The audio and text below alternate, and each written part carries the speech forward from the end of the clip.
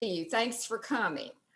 Let's open with prayer, and then I'll turn the meeting over to Rosalind to introduce our speaker. So let us pray. Heavenly Father, we thank you for this opportunity to gather together today. Help us to learn how to be your hands and feet, and be with us as we go through the meeting. Amen. Okay, Rosalind, we'll let you take charge. Well, when I was thinking about this introduction, I was talking with my husband about it, and he said, well, Helen Hensley, you could just say she needs no introduction.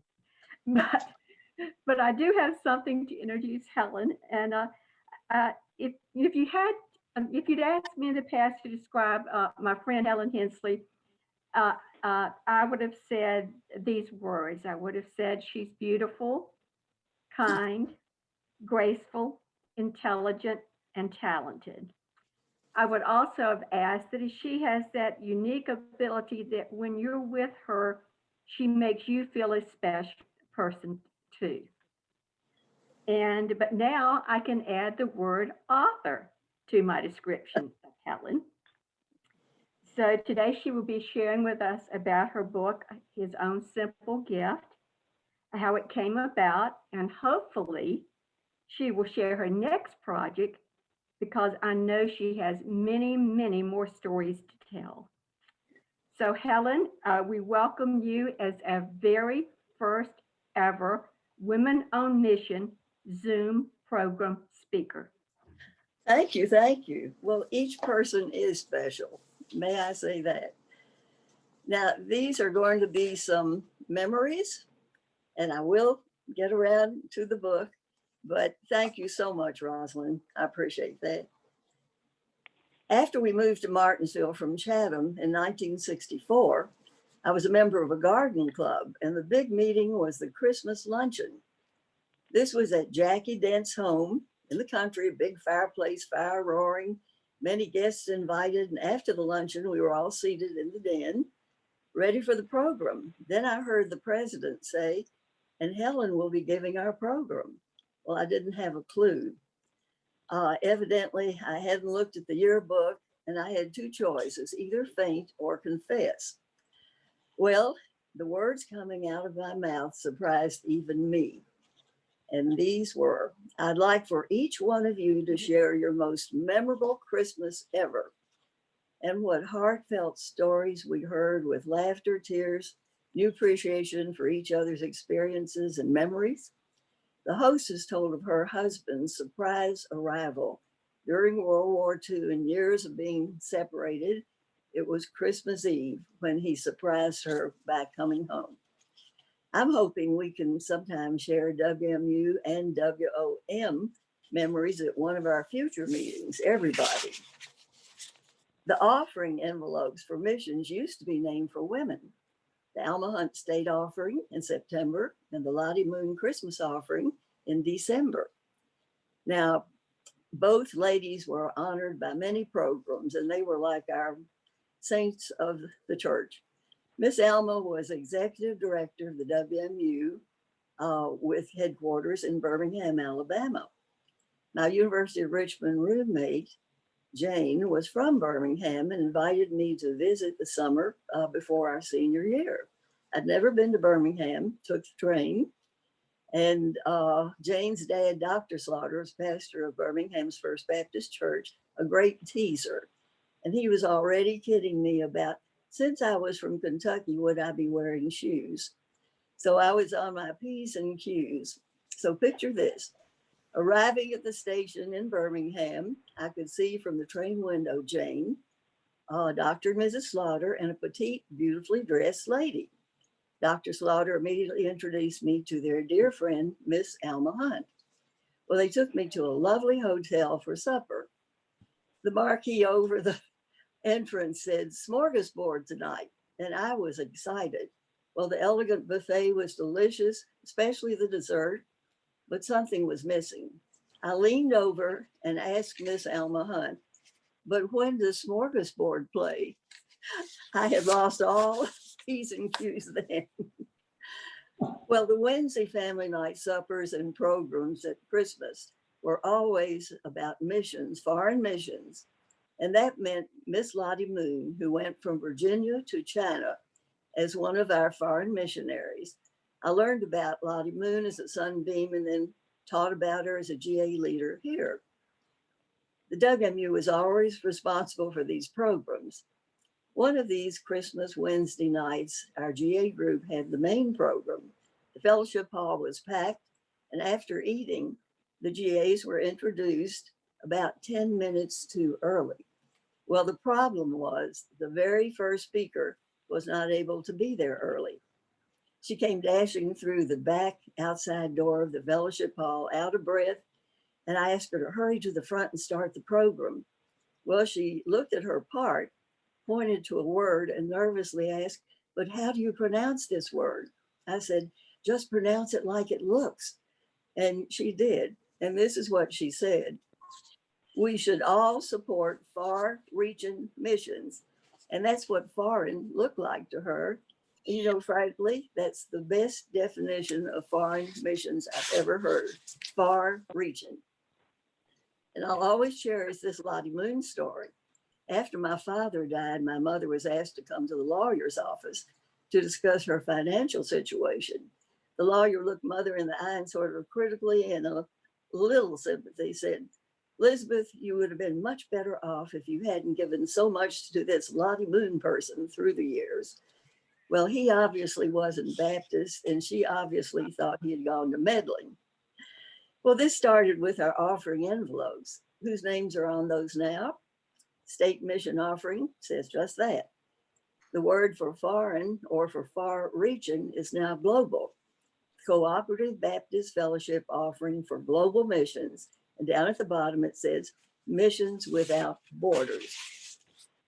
Now, a lasting memory, I'm going to tell you about two of them, two lasting mission memories. This one was about the first speaker at the first state WMU convention I ever attended. Went from Fork Union, where Dick was coaching and teaching, and it was at the First Baptist Church in Richmond in the mid-1950s. I've never forgotten the moment. She had bright red hair, who walked with purpose to the podium. She caught everyone off guard by starting with these words: "I am a missionary nurse at our Baptist hospital in Gaza. Everyone in my hospital dies." Well, there were gasps from the whole audience, including me. I had never thought about mortality till then. And after thanking everyone for mission offerings which built the hospital, she reminded us that each day we receive is a personal gift from God, the gift of a new day, 24 hours. That was a missions moment for me. I'll always remember it. And then the other happened in Chatham. How many talks, sermons, or lectures do you still remember years later? Well, my husband was coaching there and at Hargrave Military Academy. I loved our church and sang in the choir. The choir loft was behind the podium, and we couldn't see the minister as he spoke, but we could see hand motions, especially by this guest speaker we had that one Sunday 63 years ago. Our guest speaker had been a missionary to Africa for many years, was now back in the States for a year's furlough. As he told his story, he emphasized with his hands, we could see those, but we really remembered his message. Here it was. He was ministering in a small remote village in Africa. And once a year, there was a big convention of the missionaries in this area of Africa. And he had felt humbled and honored to have been asked to give the keynote address. Well, much prayer, thought, preparation, and anticipation had preceded the gathering. The day of travel arrived. He had a great distance to drive down the narrow, dusty road. Suddenly, he saw something by the side of the road. He stopped, immediately rushed over to the bundle, and lo and behold, it was an abandoned African infant, barely living. Without any second thoughts, he carried the baby to his Jeep, changed routes, and headed to the closest hospital, which did not happen to be in the direction of the convention. He waited as doctors at the Baptist hospital struggled to save the child, which they did. He took the child to a place where it could be cared for, paid for that himself, and always kept up with that child through the child's future, a little boy. Of course, he didn't get to the big convention or to give the keynote speech, but we got the full impact of his sermon topic in the church bulletin, which was entitled The Ministry of Interruption. Now, we're a much smaller group now than the days when the chapel was full on WMU Mondays, but we as a few can use what we have now, things not available then. Jesus and his 12 disciples will be remembered for missions, and we will too, as a foundation for what goes on years from now. I love the movie The Unsinkable Molly Brown, especially when Debbie Reynolds sings, "I Ain't Done Yet." And the real Molly Brown had that can-do attitude, which saved lives in that lifeboat number 6 when the Titanic was going down in 1912. She wouldn't let them give up. The church has always been wonderful about responding to not wants, but needs. And we've always given if a special need is known. There's an old saying that's so true, charity begins at home. It's interesting that the hymn so often chosen for funerals has in it these words in the second verse: through many dangers, toils, and snares, I have already come.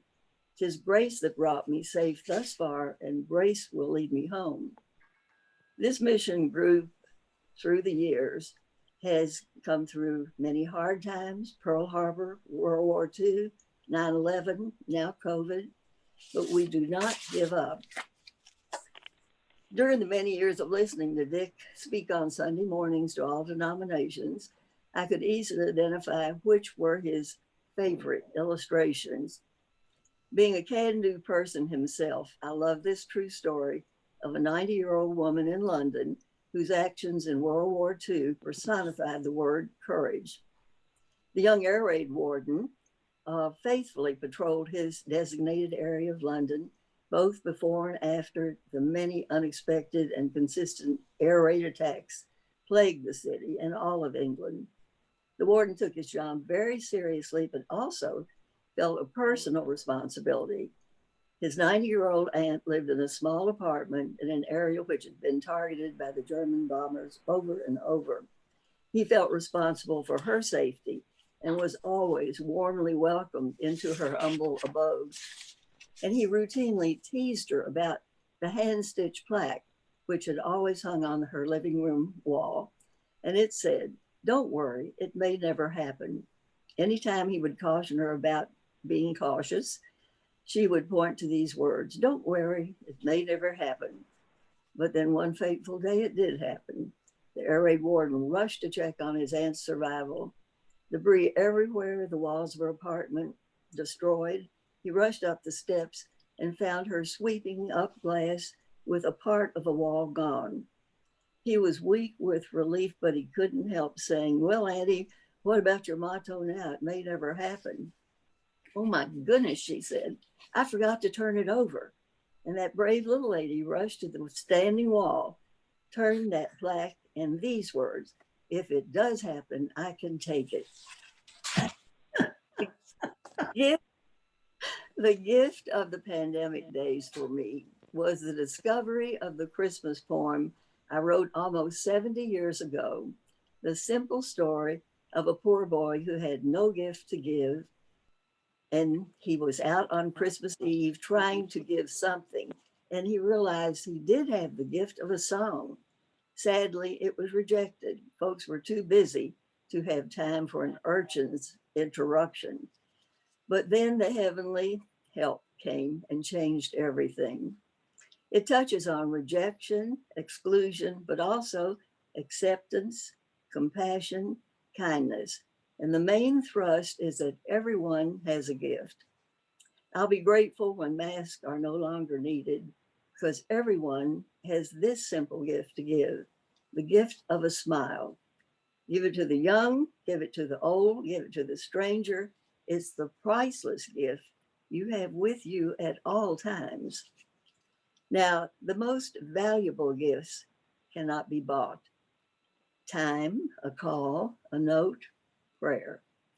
It's a lesson to me that a poem written almost 70 years ago could give the very same message as if it had been written in September of 2020 when it was discovered.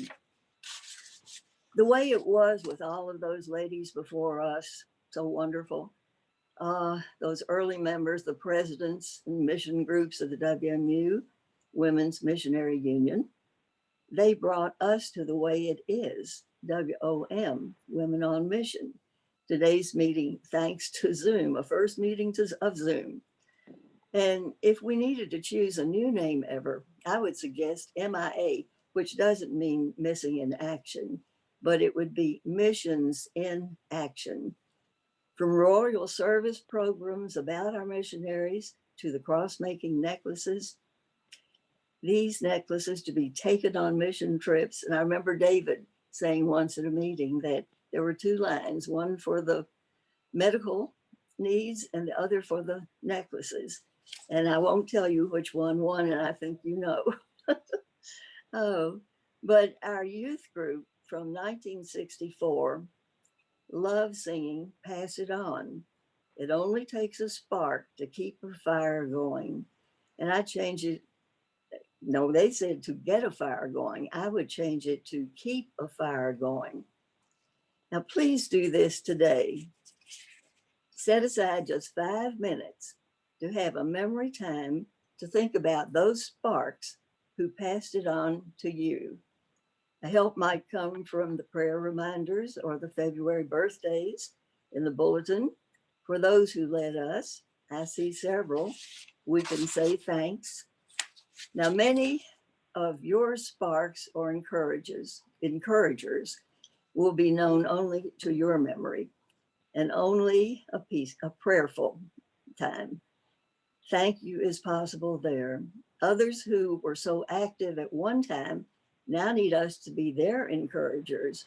And how fortunate that we can still say heartfelt thank yous to them. I'm speaking to myself too when I say, please give yourself the gift of 5 minutes of remembering today. A first poem I wrote many, many years ago is why it's requested that you do this today. We wait for tomorrow, but forget that today is the tomorrow we waited for yesterday. Let me say that again. We wait for tomorrow, but forget that today is the tomorrow we waited for yesterday. And the title, of course, is Procrastination. And I need those little words written on a plaque I can hang on the wall. But many thanks to each one of you for being a spark, keeping going, mission fires, helping folks all over the world. So thank you to each and every one who is hearing this. Thank you. Thank you, Helen. That was wonderful. Thank you. Really appreciate